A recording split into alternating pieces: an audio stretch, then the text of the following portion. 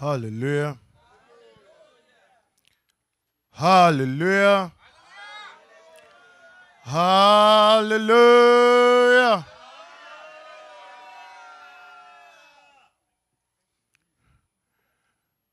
We give God all the glory, the praise, the adoration, because He alone, no one else, He alone is worthy to be praised. Today's scriptural readings from Exodus 14 and Revelation 15. Um, just 3 points that I will want us to talk about and focus on today. Exodus 14, I read from verse 10. It says, "And when Pharaoh drew near, the children of Israel lifted up their eyes, and behold, the Egyptians marched after them." So we all heard the reading, right? The Lord told Moses and the Israelites to go and stay in an area. And it's funny, that area is almost like a cul-de-sac. There was a mountain here, another mountain here, and then the Red Sea over there. The only place to exit was the place Pharaoh's army was coming from. So we're surrounded by mountains, there's a river there, and if we're trying to leave, there is this army coming. It says Pharaoh drew near, but the funny thing is God told Moses to put the people of Israel in this position. It says when they looked up, it says they were sore afraid. And the children of Israel cried out unto the Lord.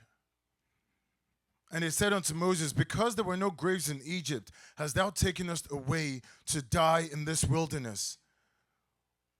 Wherefore hast thou dealt with us to carry us forth out of Egypt? Why did you bring us out of Egypt? We told you to leave us alone. We told you we were fine. We told you we were okay. But yet, you brought us out. And now we're here. See what you've done. Now Pharaoh is coming after us. And it wasn't, we all know the story. It wasn't like, Moses just came and he said, pack up your stuff, let's leave. You witnessed everything that had happened when they were in Egypt. All their firstborn dying, the water turned into blood, the locusts and the frogs and all of those things. The people of Israel and the people of Egypt witnessed all of these things. And who did they attribute all of these things to, if not for God? So them leaving Egypt was because they had an understanding that God was behind Moses. Because Moses was not the one that performed all of the things that happened in Egypt. But really quickly they said, oh, why did you bring us out here? Now Moses' response in verse 13, it says, Moses said unto the people, fear ye not, stand still and see the salvation of the Lord, which he will show to you today. For the Egyptians whom you have seen today, you shall see again no more forever. The Lord shall fight for you and you shall hold your peace. I mean, this is the same situation that the Israelites are seeing and that Moses is seeing. Yet their response is different. The Israelites are saying, oh, why did you bring us here? We'd rather be in Egypt than die in the wilderness. Yet Moses is seeing the same Pharaoh and his army coming. And he's saying, fear ye not. Stand and see this out. Moses did not know what was going to happen. I want to talk to us today about trust. That's the first thing. Trusting in God. That is almost like the highest level of a relationship you can have with God when you trust Him. Trust it's just one of those things where it's like if I decide to fall back, I trust that there's a God there that will catch me. It's something where you are willing to perform an act that the world will say is insane.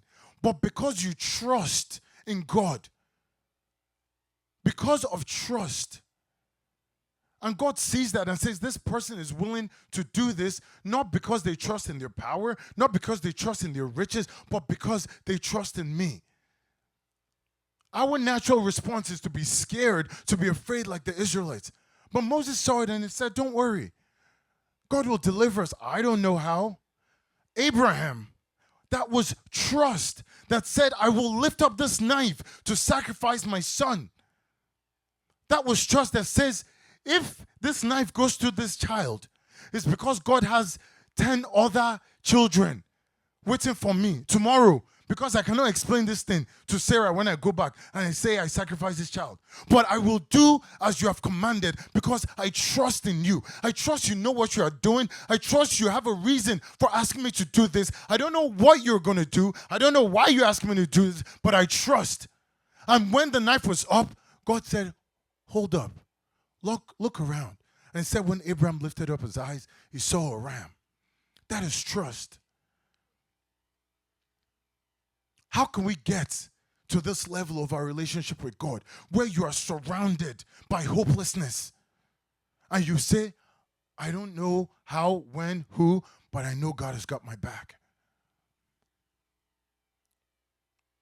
It's that trust that gives you the boldness to stand before mountains, to stand before rivers, to stand before valleys, and just understand that God will get you through. In Psalm 56, verse 3, it says, what time I am afraid, I will trust in thee.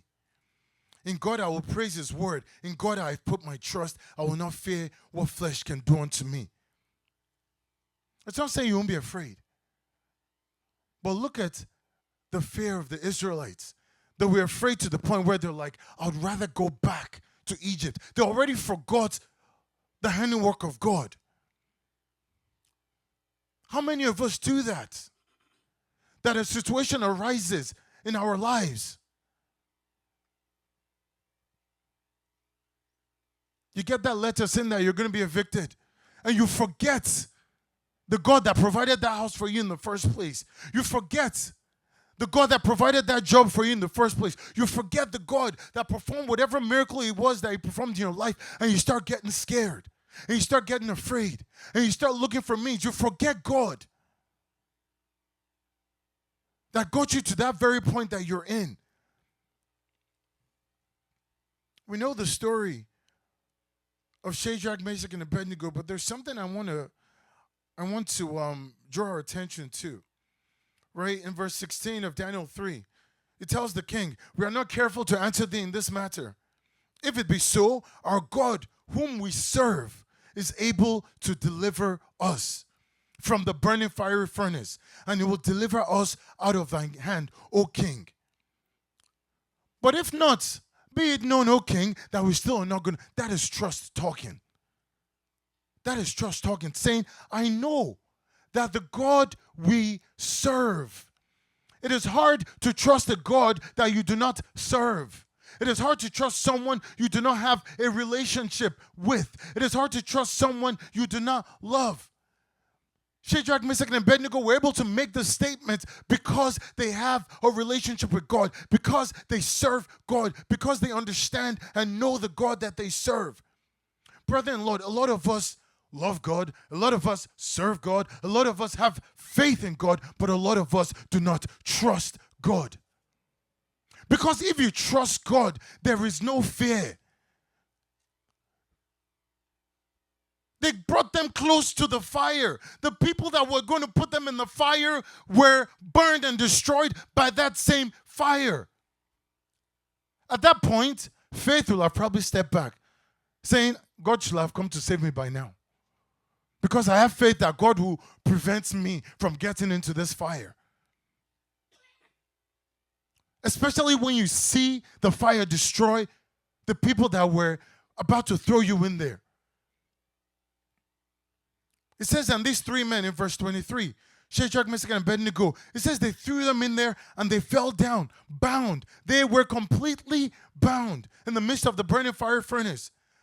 Then Nebuchadnezzar the king was astonished, and he rose up in haste and said, did we not cast three men bound into the midst of fire? He said, yes, true, O king. But I see 4 men loose, walking in the midst of the fire, and they have no hurt. And the 4th is like the Son of God. You cannot trust God, and God will leave you. You cannot. And that is the thing. When you trust God, there is no amount of fire, no amount of anything. God must be in there with you because you have trusted Him. You are telling God that I do not care what I'm going through. I do not care what I'm about to go through. I trust that you know about this. I trust there's a reason for this. And no matter the outcome, I trust that God, you are in control. They said, even if we go into this fire and we die, we are not going to worship this your God. Maybe this is God saying this, that we are going to die, and He wants us to come back home. That is trust. And we need to get there. Look at what Nebuchadnezzar said in verse 28. Actually, from verse 27, it says the princes, the governors, the captains, the king's counselors, everyone, can you imagine, they all sat there to watch these people burn. It says, upon whose bodies the fire had no power, nor was an hair of their head singed, neither were their coats changed, nor the smell of fire be upon them. Then Nebuchadnezzar spake and said, Blessed be the God of Shadrach, Meshach, and Abednego, who has sent his angel and delivered his servants that what? That trusted in him. Not his servants that have faith in him. His servants that trusted in him. And they have now changed the king's word that everybody must now worship this God of Shadrach, Meshach, and Abednego. His servants that trusted in him. Many of us will say we have faith, we trust in God, that we want to now tell God how to deliver us from our problems. Just trust. Don't design your own escape and tell God, oh, I want you to do this. Oh, I want you to do that. God has his ways of doing things. Right? The Red Sea was a stumbling block for the people of Israel. They saw that Red Sea, they saw the Egyptians, and they became paranoid. They started getting scared. It was in that same Red Sea that was a stumbling block that God now made a way for them. And they walked on dry ground. Right? Now, it was that same Red Sea that the people of Egypt walked in, and their chariots started to fall. And they said, it seems like the God. The opening of the Red Sea didn't make them acknowledge God. It wasn't until their chariots, whom they trusted in, began to fail that they now said, it seems like the God in heaven is fighting for these people. Let us turn around. And it was that same Red Sea that destroyed the people of Egypt. That same Red Sea. That thing that the people of Israel were afraid of became their mode of salvation and became what destroyed their enemies. This same fire that a lot of us will have been afraid of, Shadrach, Meshach, and Abednego, was the same fire. It says they were bound, but that was the same fire that loosened them. The fire burned everything they were bound in, but it didn't burn them. It didn't burn their hair. Does that make sense? If you put fire on a rope, the rope must burn. So they were bound in ropes and fetters. They were thrown in the fire, and the fire burned all the ropes, but it didn't burn them. It said they had no power over them. But that same fire destroyed the people that threw them in there. And it was in that fire that they saw the Son of Man that said, true and indeed, these people are worshiping a real God. And it was through that same fire that God got his glory.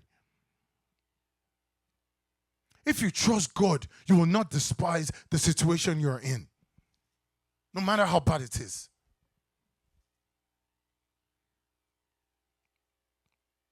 It is important for us to trust God. And I wanted to talk next then about the glory of God. The glory of God.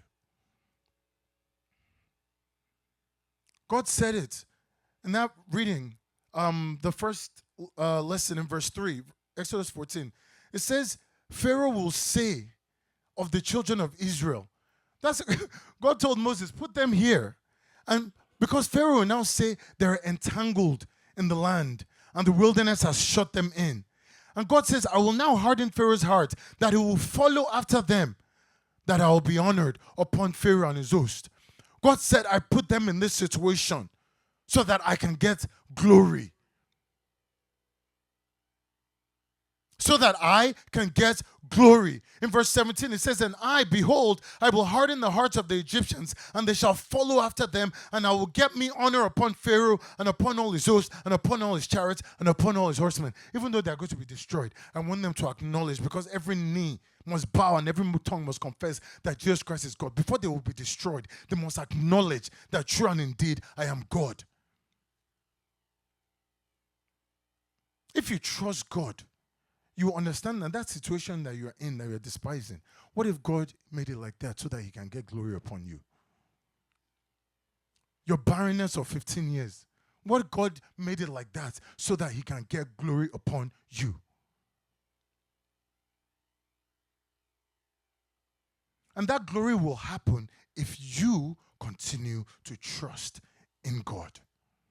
Because if Moses and the Israelites didn't trust in God, the Red Sea doesn't open, we don't hear the rest of the story. There must be a trust. There must be a trust. John 11 verse 4. We know the story also. It says a certain man was sick named Lazarus of Bethany, the town of Mary, and her sister Martha. It was that Mary which anointed the Lord with ointments and wiped his feet with her hair, whose brother Lazarus was sick. That same Mary that we talk about that, used the ointments, the expensive ointments, and wiped her feet. So someone who is that close to Christ was her brother that was sick. Therefore his sisters went unto him, saying, Lord, behold, he whom you love is sick. Him whom you love is sick. Don't come here and start pointing fingers at God, saying, but God, I love you, I serve you, I worship you. Why am I sick? Why is my marriage suffering? Why am I going through this problem? Why don't I have my green card yet? Him whom you love is what? Is sick.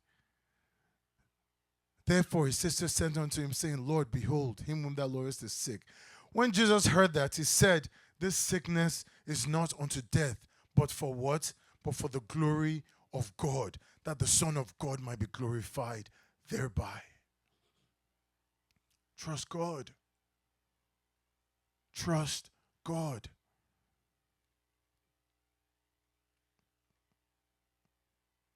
Revelation 15 verse 3, the second lesson, it says, who shall not fear thee, O Lord, and glorify thy name?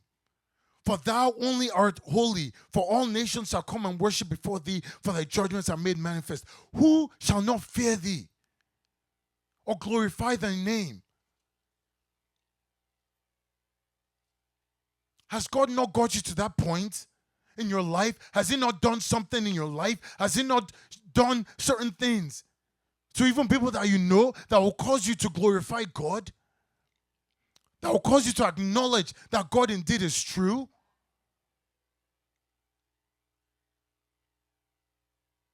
Has he not?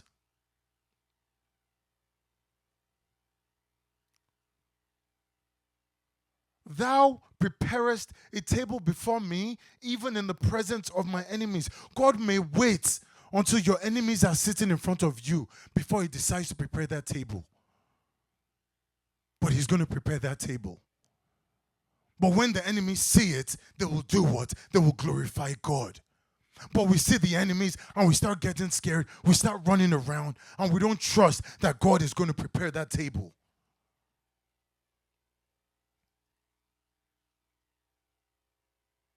And there is no, here's the first step on how you trust God. Trust comes by virtue of being in a relationship, right? If you get married to someone or you have a friend or even a parent or child relationship, there is almost trust that is built in naturally. And what happens is that you lose the trust because something causes you to lose that trust. A spouse cheats on their spouse and the trust is gone. And you work to get that trust back, but it's never ever going to be 100% once it's broken. Now imagine trusting in someone who is incapable of breaking your trust. Right?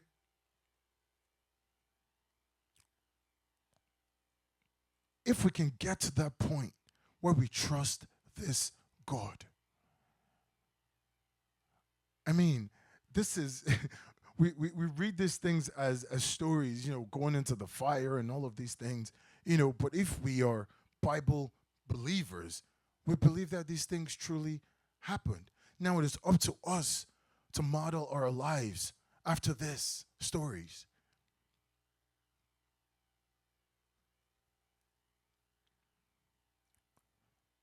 The third and final thing is the wrath of God. The same people of Israel.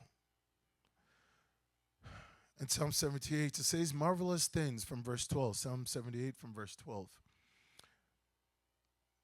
Marvelous things did he in the sight of their fathers in the land of Egypt. Verse 13, he divided the sea and caused them to pass through, and he made the waters to stand up as a heap. In the daytime, he led them with a cloud, at night with a light of fire.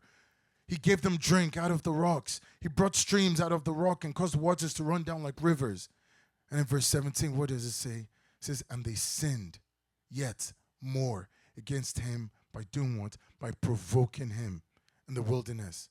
He said they tempted God in their heart by asking meat for their lust. They spake against God. Can God furnish a table in the wilderness?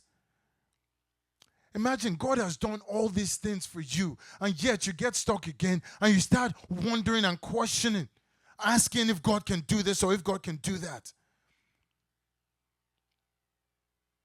Behold, he smote the rock that the waters gushed out and the streams overflowed. And then they go, can he give bread also? Can he also provide flesh? Then in verse 21 it says, therefore the Lord heard this, and he was wroth. So fire was kindled against Jacob, and his anger also came up against Israel. Because what? Because they believed not in God and trusted not in his salvation. They did not, despite everything that God had done for them, they still did not trust. And what got them to this point? Because think about it, if the Red Sea opened for them every day, they went to the wilderness, there was food, there was water, and everything was perfect, we would not be having this. But they were in situations that caused them to question God. What is that situation you're in that is causing you to question God? What is it? Because we believe the 10 services a week is enough for God to respond to us like that. Because we pray 18 times a day, that's enough for God to respond to us like that. Because we sing every song and we only listen to Christian songs, we believe that that's enough for God to say, hey, why am I going through this? God said, I made you people walk in the wilderness all this time because I wanted to prove you. I wanted to see what was in you. Are these people going to continue to believe and trust in me? So that situation you're going through, whatever it is, you know it. Every silent prayer, every Sunday, you speak about that situation. And how are you responding? Are you trusting that God is going to do it for you? Are you trusting that even if God decides not to do it, perhaps he has a better plan, but I'm still going to continue to trust in you? Or are you beginning to withdraw from God? It may not be that you stop coming to church, but there are some people that are in church, but they're not in church. Your thoughts, your heart are completely absent. I don't know if it's ever happened to someone before where you're driving home and you're so tired and you get home and you do not remember a lick of the drive that you just drove. You don't remember stopping at a red light, but you know that there are at least 3 traffic lights before you get home. You don't remember anything. You were driving, but you were not driving. So that's what I mean, where you may be in church, but you are absent because your thoughts are completely occupied by this Egyptian army that is coming after you. And God does not like that. It says that's what God made him angry, because they limited the Holy One of Israel.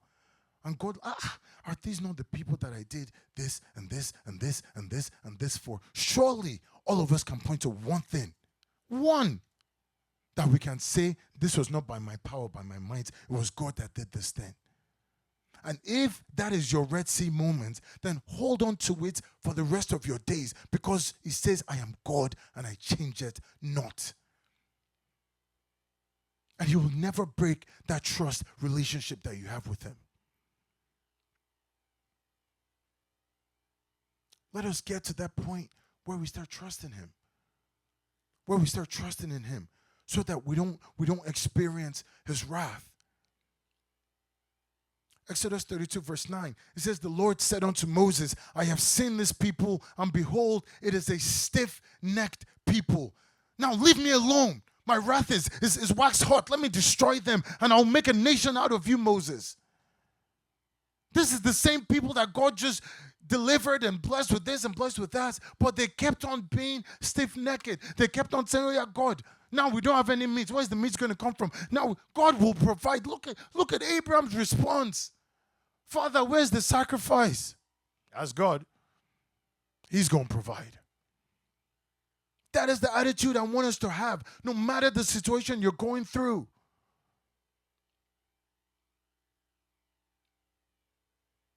Don't look at your capacity. Let us be like David. When they saw Goliath, everybody else ran. But David said, who is this uncircumcised Philistine? The same God that delivered me from the lion and the bear will deliver this head of this Philistine into my hands. The same God that brought me into this country must provide a way for me to stay here safely. That is your attitude you must have. Not God, how come everybody else has their green card and me, I don't have mine? No. Trust in God. Trust in God. The same God that made me a woman and not a man must put a seed in this womb, because it is God. And he said there will be no barren in your house, and I trust that you will do it. The same God that gave me one child must give me a second, a third, a fourth, because I trust in God. You can use the same God that did. And if peradventure God has never done anything for you, use the Bible. Use the Bible and trust in the God of this Bible. If you cannot point to one thing that God has done in your life. But if we continue to murmur, if we continue to put our heads down, if we continue to question whether God can do it or not, it says the wrath of God was, God was ready to destroy these people.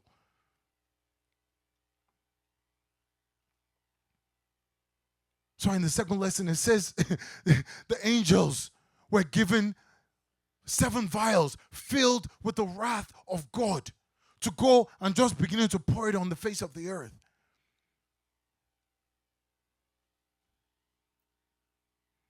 But in verse 3 of that Revelation 15, it says, and they sing the song of Moses, the servant of God, and the song of the Lamb, saying, great and marvelous are thy works, Lord God Almighty. Just and true are thy ways, thou King of saints. The song of Moses and the song of the Lamb. The song of Moses, because what? We trusted in God where we were here on earth, and he delivered us. The song of the Lamb, victory over the beast, because now we are in heaven. And you cannot get victory over the beast. You cannot get victory over the enemy if you do not trust in God. Because I cannot fight him. You cannot fight him. We cannot fight him. And you cannot trust in God if you don't have a relationship with God. I cannot tell you how to trust God. I don't know the formula. I don't know the steps that need to be taken. No one taught my child how to trust me, that I will provide food for him on a daily basis. He just knows that when he cries, there must be food. And I have to provide. But that child trusts me to do that. But I can fail him. I can. No one needs to teach you how to trust God. It's an action we have to take. And because God has never broken that trust, why are we so afraid to trust Him? Why? Why are we moved by all these issues that we're facing in life? God waited for Lazarus to be dead and buried and smelling before He came, only for His glory. I'm sorry to break it to you, but it's not about you. Just in case you were thinking. It has nothing to do with you. When you understand that this life that you're living is all about the glory of the Son and the Father, then perhaps we'll stop holding on to all of these things and losing our minds. Like,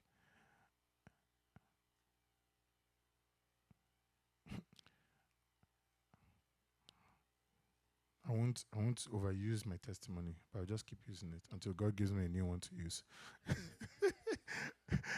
I remember when it got to the point where I was about to lose all my jobs and everything, and I was talking with my wife, and it was one of those, what are we gonna do? Mhm. It's God that made me a doctor. He must have another profession for me. This house, it's God that gave it to me. If He wants His back, He can have it. He must have something different for us. Maybe He wants a different situation for us. But we're going to continue to trust God. Let's get there. Let's get there in our walk with God. Don't be broken by your situation. Don't let whatever it is you're facing, don't let it bring you down. God is pleased with the Shadrachs and Mesachs of the world. He's pleased with the Daniels of the world. They said we couldn't find anything against Daniel except what? Except in the case of his God. Meaning he walked perfectly with God. They couldn't say he was cheating on his wife.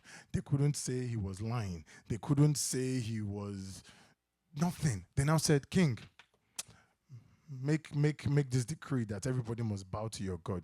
King said, okay, sure. And when David heard it, what did David do? Daniel, what did he do? He opened his window, opened the door, put the curtain, and he started worshiping in the position where they would see him, because he was beating his chest and boasting that no matter what you people do, I will worship this God. I will trust this God. They threw him in the lion's den. We know what happened or what didn't happen. And through that, God got the glory.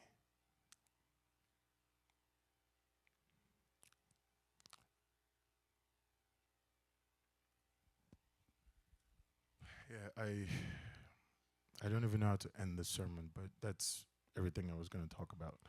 Um, right? Trust God, the glory of God, right? The his it's all about his glory, and the wrath of God upon them that don't trust him, upon them that murmur, upon them that want a miracle every single day for them to believe in God. Yeah, may God bless his holy words.